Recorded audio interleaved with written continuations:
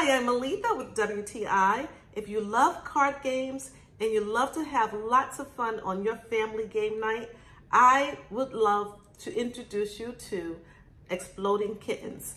This is a great game for family fun night because anyone can play this game.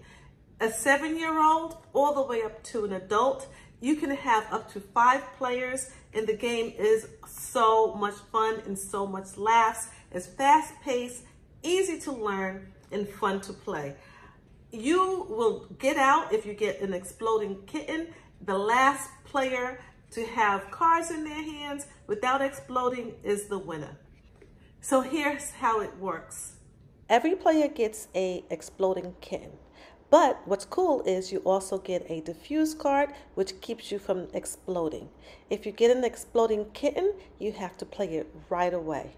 Your Exploding Kitten goes back into play and your diffuse card gets discarded. So as the game continues, the discard pile gets bigger and bigger and the play pile gets smaller and smaller, which means you'll have a chance of drawing another Exploding Kitten and then you are out of the game. I love this card game. I highly recommend it, and that is my point of view.